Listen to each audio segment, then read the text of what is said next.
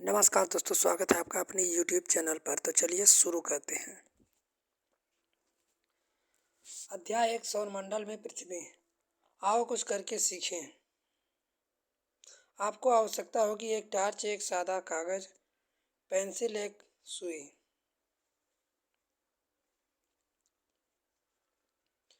सूर्यास्त के बाद आकाश को देखना कितना अच्छा लगता है। आसमान में पहले एक या दो चमकते बिंदु दिखाई देते हैं, लेकिन बाद में इसकी संख्या बढ़ जाती है। आप इसकी गणना नहीं कर सकते हैं। संपूर्ण आकाश में छोटी छोटी चमकदार वस्तुएं भर जाती हैं, जिसमें कुछ चमकीले होते हैं, कुछ धुंधले। ऐसा प्रतीत होता है मानो आकाश में हीरे जड़े हो। इन चमकीली वस्तुओं के साथ साथ आप लगभग प्रतिदिन चंद्रमा को भी देखते हैं। यह अलग अलग समय पर अलग अलग आकार, अलग अलग स्थितियों में दिखाई देता है। आप पूर्ण चंद्र को लगभग एक महीने में एक बार देख सकते हो। या पूर्ण चंद्रमा वाली रात या पूर्णिमा होती है। 15 दिन के बाद आप इसे नहीं देख सकते। यह नए चंद्रमा की रात्रि या अमावस्या होती है। ऐसी रात में अगर आसमान साफ है तो आप आसमान का अवलोकन अच्छी तरह से कर सकते हैं। सूर्य, चंद्रमा तथा वह सभी वस्तुएं जो रात के समय आसमान में चमकती हैं, खगोलीय पिंड कहलाती हैं। कुछ खगोलीय पिंड बड़े आकार वाले, गर्म होते हैं, गैसों से बने होते हैं।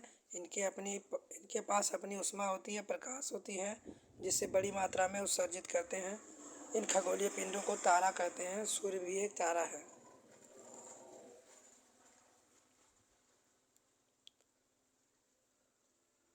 सप्तऋषि एक ध्रुव तारा। कुछ रोचक तथ्य। बृहस्पति, शनि, यूरेनस के चारों ओर छल्ले हैं। ये छल्ले विभिन्न पदार्थों के असंख्य छोटे छोटे पिंडों से बनी पट्टियां हैं। पृथ्वी से इन छल्लों को शक्तिशाली दूरबीन की सहायता से देखा जा सकता है। रात के समय चमकते हुए अनगिनत तारे सूर्य के समान ही हैं, लेकिन इनमें बहुत से अधिक दूर होने के कारण हम लोग उनकी ऊष्मा या प्रकाश को महसूस नहीं कर सकते तथा वे अत्यंत छोटे दिखाई पड़ते हैं। रात्रि में अमावस्या की ओर देखते समय, आसमान की ओर देखते समय आप तारों के विभिन्न समूहों द्वारा बनाई गई विभिन्न आकृतियों को देख सकते हैं। नक्षत्र मंडल कहलाते हैं। अर्सज, मेजर, बिग बियर इसी प्रकार के एक नक्षत्र मंडल है। बहुत आसानी से पहचान आने वाला है। नक्षत्र मंडल सप्तऋषि या 7 तारों का समूह है। जो नक्षत्र मंडल अर्सी मेजर का भाग है। अपने परिवार या पड़ोस में किसी बड़े व्यक्ति से कहिए कि वह आपको आसमान में अधिक तारों, ग्रह तथा नक्षत्र मंडलों को दिखाए। प्राचीन समय में लोग रात्रि में दिशा का निर्धारण तारों की सहायता से करते थे। उत्तरी तारा उत्तर दिशा में बताता है। इससे ध्रुव तारा भी कहते हैं। आसमान में हमेशा एक ही स्थान पर पड़ा रहता है। हम सप्तऋषि की सहायता से ध्रुव तारे की स्थिति को जान सकते हैं। कुछ खगोलीय पिंडों में अपनी प्रकाश एवं ऊष्मा नहीं होती है। वे तारों के प्रकाश से प्रकाशित होते हैं। वे पिंड ग्रह कहलाते हैं। ग्रह, जिसे अंग्रेजी में प्लेनेट कहते हैं, ग्रीक भाषा में प्लेनेटाइट शब्द से बना है, जिसका अर्थ है परिभ्रमण, अर्थात चारों ओर घूमने वाला।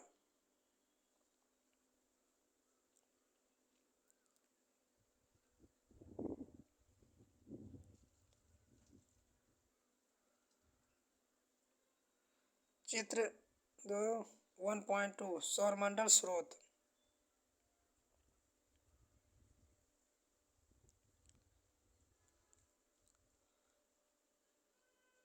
बुध, शुक्र, पृथ्वी, मंगल, बृहस्पति, शनि। आंतरिक ग्रह, बाह्य ग्रह। सूर्य के बहुत नज़दीक हैं। ये चट्टानों से बने होते हैं।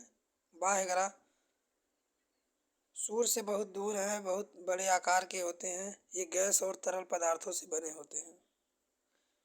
यूरेनस और नेपट्यून्स।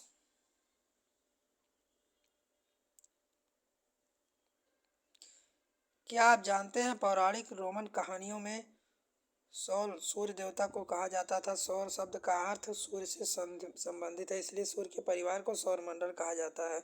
सौर शब्द उपयोग करते समय अधिक शब्दों को लिखें। शब्द और उत्पत्ति। ऐसे बहुत से शब्द हैं जिनका उपयोग हम एक भाषा में करते हैं, अक्सर दूसरी भाषाओं के लिए गए शब्द हो सकते हैं। उदाहरण के लिए जियोग्राफी एक अंग्रेजी शब्द है, इस ग्रीक भाषा से लिया गया है जिसका अर्थ है पृथ्वी के विवरण। या तो ग्रीक शब्दों से मिलकर बना है जिसे जी शब्द का अर्थ है पृथ्वी, ग्राफिया ग्राफिया का अर्थ है लिखना। आइए पृथ्वी के संबंध में और अधिक जानें। ज्यों लाजीमेट्रिक आइट्स। क्या आप जानते हैं रात में आसमान को देखकर मनुष्य हमेशा से मोहित हुआ है। खगोलीय पिंडों एवं उनकी गति से संबंध अध्ययन करने वाले खगोल शास्त्री कहते हैं। आर्यभट्ट प्राचीन भारत के प्रसिद्ध खगोलीय शास्त्र थे। उन्होंने कहा था कि सभी ग्रह चंद्रमा परावर्तित सूर्य प्रकाश के कारण चमकते हैं। आज विश्व के सभी भागों में खगोलविद ब्रह्मांड के रहस्यों को खोजने में लगे हैं।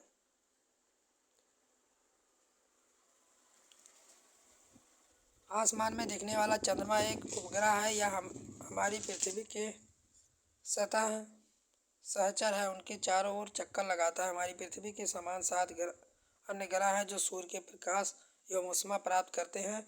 उनमें से कुछ के पास अपने चंद्रमा भी हैं।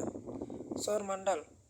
सूर्य, 8 ग्रह, उपग्रह तथा अन्य खगोलीय पिंड जैसे क्षुद्र ग्रह एवं उल्का पिंड मिलकर सौरमंडल का निर्माण करते हैं। उसमें हम सौर परिवार का नाम देते हैं जिसका मुखिया सूर्य है। सूर्य सौरमंडल के केंद्र में स्थित है। यह बहुत बड़ा है, अत्यधिक गर्म गैस से बना है। इसका खिंचाव बल इससे सौरमंडल को बांधे रखता है। सूर्य पृथ्वी से लगभग 15 करोड़ किलोमीटर दूर है। ग्रह। हमारे सौरमंडल के 8 ग्रह हैं। सूर्य से दूरी अनुसार वे बुध, शुक्र, बृहस्पति, मंगल, बुध, शनि, यूरेनस, नेपच्यून आदि। सौरमंडल के सभी 8 ग्रह एक निश्चित पथ पर सूर्य का चक्कर लगाते हैं। इसे दीर्घाकार में फैले हुए थे, इसे कक्षा कहते हैं। अपनी कक्षा में सूर्य के चारों ओर चक्कर लगाने में इसे केवल 88 दिन लगते हैं। शुक्र को पृथ्वी का जुड़वां ग्रह भी कहते हैं क्योंकि इसका आकार एवं आकृति लगभग पृथ्वी के समान है। क्या आप जानते हैं प्रकाश को गति लगभग किलोमीटर प्रति सेकंड है। इस गति के बावजूद सूर्य के प्रकाश को पृथ्वी तक पहुंचने में 8 मिनट का समय लगता है। रोचक तथ्य। नील आर्मस्ट्रांग पहले व्यक्ति थे जिन्होंने 20 जुलाई 1969 को सबसे पहले चंद्रमा की सतह पर कदम रखा। मालूम करो कि क्या कोई भारतीय चंद्रमा पर गया है। उपग्रह। एक खगोलीय पिंड जो ग्रहों के चारों ओर उसी प्रकार चक्कर लगाता है जिस प्रकार ग्रह सूर्य के चारों ओर। मानव निर्मित उपग्रह है एक कृत्रिम पिंड। यह वैज्ञानिकों द्वारा बनाया गया है जिसका उपयोग ब्रह्मांडों के बारे में जानकारी प्राप्त करने पृथ्वी पर संचार माध्यम के लिए किया जाता है। इसे रॉकेट द्वारा अंतरिक्ष में भेजा जाता है, पृथ्वी की कक्षा में स्थापित कर दिया जाता है।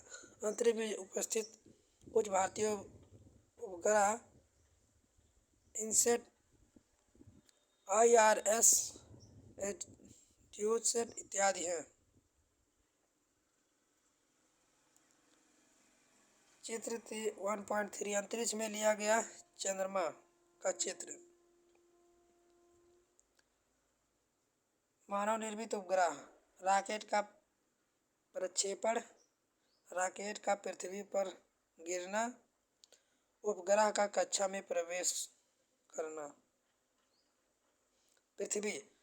सूर्य से दूरी के हिसाब से पृथ्वी तीसरा ग्रह है। आकार में यह 5वां सबसे बड़ा ग्रह है। यह ध्रुव के पास थोड़ी चपटी है, यही कारण है इसे आकार में भू आभ भी कहते हैं। भू आभ का अर्थ है पृथ्वी के समान आकार। अंतरिक्ष से देखने पर पृथ्वी नीले रंग की दिखाई देती है क्योंकि इसकी 2/3 सतह पानी में ढकी हुई है, इसलिए इसे नीला ग्रह भी कहा जाता है।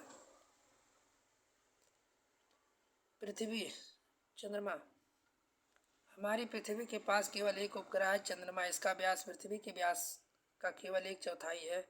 यह इतना बड़ा है इसलिए प्रतीत होता है क्योंकि यह हमारे ग्रह से अन्य खगोलीय पिंडों की अपेक्षा नज़दीक है। हमसे लगभग 3,84,400 किलोमीटर दूर है। अब आप पृथ्वी से सूर्य एवं चंद्रमा की दूरी की तुलना कर सकते हैं।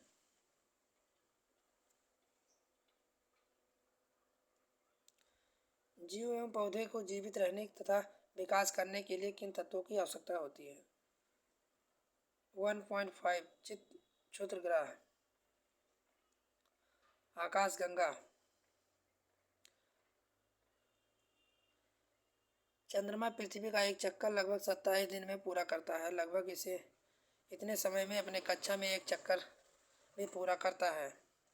चंद्रमा की परिस्थितियां जीवन के लिए अनुकूल नहीं है। इसकी सतह पर पर्वत, मैदान, गड्ढे चंद्रमा की सतह पर छाया बनाते हैं। पूर्णिमा के दिन चंद्रमा पर इसकी छाया को देखा जा सकता है।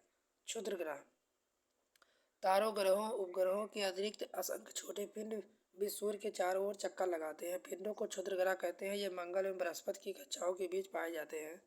वैज्ञानिक के अनुसार क्षुद्र ग्रह ग्रह के ही भाग होते हैं जो बहुत वर्ष पहले विस्फोट के बाद ग्रहों से टूटकर अलग हो गए। उल्कापिंड, सूर्य के चारों ओर चक्कर लगाने वाले पत्थरों के छोटे टुकड़े जो उल्कापिंड कहलाते हैं। कभी कभी उल्कापिंड पृथ्वी से इतने नज़दीक आ जाते हैं कि प्रवृत्ति पृथ्वी पर गिरने की होती है।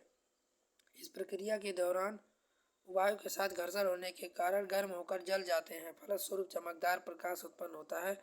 कभी कभी कोई उल्कापिंड पूरी तरह जले बिना पृथ्वी पर गिर जाते हैं, जिससे धरातल पर गड्ढे बन जाते हैं।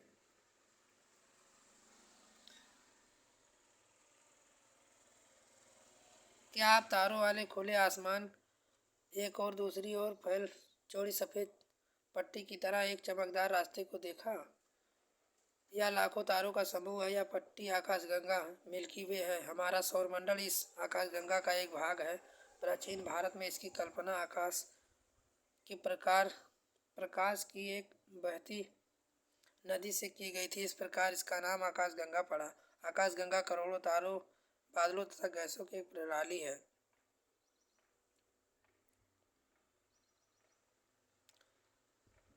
पृथ्वी, सौरमंडल, आकाशगंगा, ब्रह्मांड। क्या आप ब्रह्मांड के साथ अपना संबंध बता सकते हैं? आप पृथ्वी पर तथा पृथ्वी सौरमंडल का एक भाग है। हमारा सौरमंडल आकाशगंगा मिल्की वे का एक भाग है जो ब्रह्मांड का हिस्सा है। ब्रह्मांड से जुड़े इस तथ्य पर विचार कीजिए, इसमें लाखों आकाशगंगाएं मौजूद है। इस चित्र में आपका स्थान कहाँ है? आकाशगंगाएं मिलकर ब्रह्मांड का निर्माण करती है। ब्रह्मांड की विशालता की कल्पना करना अत्यधिक कठिन है। वैज्ञानिकों ने अभी तक इसके बारे में अधिक से अधिक जानकारी एकत्र करने में जुटे हैं। इसके आकार के संबंध में हमें कोई जानकारी नहीं है, लेकिन फिर भी हम जानते हैं कि हम सभी इस ब्रह्मांड का हिस्सा हैं। अभ्यास, निम्न प्रश्नों के उत्तर दीजिए। ग्रहों और तारों में क्या अंतर है? सौरमंडल से आप क्या समझते हैं? सूर्य से उनकी दूरी के अनुसार सभी ग्रहों के नाम लिखें। पृथ्वी को अद्भुत ग्रह क्यों कहा जाता है? हम हमेशा चंद्रमा के एक ही भाग को क्यों देख पाते हैं? ब्रह्मांड क्या है? सही उत्तर चिन्हित करें।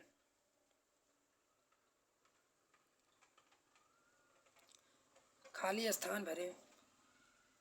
आओ कुछ करें। सौरमंडल का एक चार्ट तैयार करें। छुट्टियों में तारामंडल को जाकर देखें। वहाँ के अपने अनुभव को कक्षा में बताएं। पृथ्वी एवं सौरमंडल पर एक क्विज प्रतियोगिता का आयोजन करें। आओ खेलें।